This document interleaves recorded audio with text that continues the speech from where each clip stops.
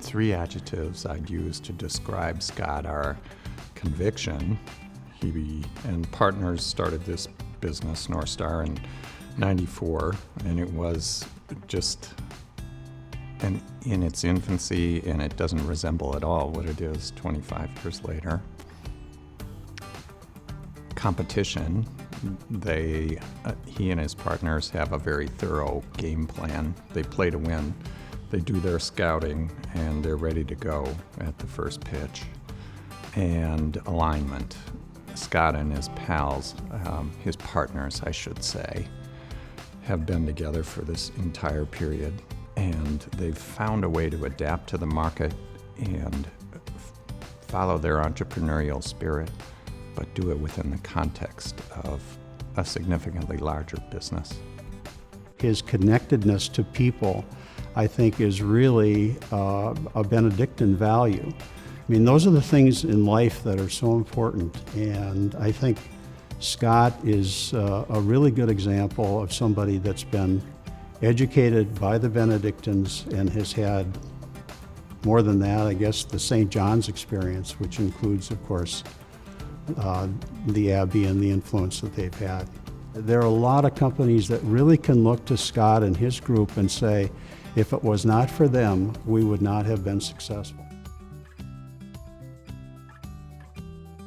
Well, Northstar Capital is it's a premier middle market investment firm that makes mezzanine and private equity investments in middle market companies in the United States and Canada, and we back top management teams, and we do this with private equity sponsors as well.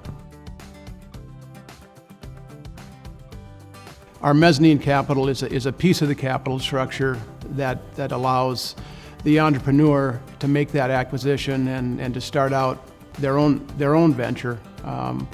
So we're part of the capital solution, if you will. Well, going back to our beginning, 1993, and really 1987 before that, with one of my business partners first got into the mezzanine business, there were probably only 10 to 12 mezzanine capital providers in the United States, and so there was a real need for this product. We expanded on that and formed Northstar in 1993 to meet the need that was out there for this junior capital, if you will, that wasn't being offered by many. For me, the milestones probably would fall into four categories.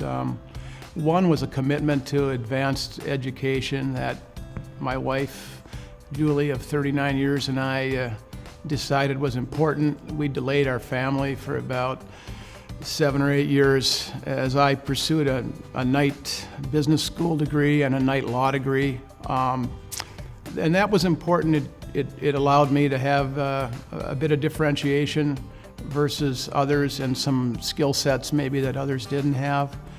I would say the second turning point was the introduction to John Agee, who found me at General Mills, kind of through the Johnny Underground, if you will, and called me one day and said that he wanted me to join him with the Roundhorse family as they were starting a family office as their private investment person, and that was a very important call in my life. I told John, he explained it all to me, and I said, "That's very interesting, John, but I don't know how to do that." And he said, "I know, Scott, I'll teach you."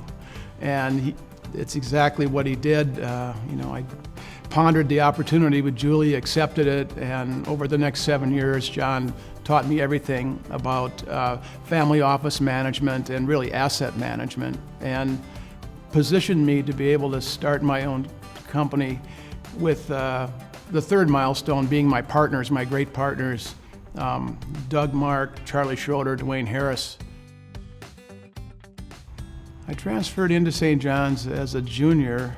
I was out west. I walked on to play a little football after not having played for a couple years, and I got to be around John Gallardi. And that was so important to me in my career, and still carry forward a lot of the lessons that John taught us. And you know, I can't say enough about the man. He really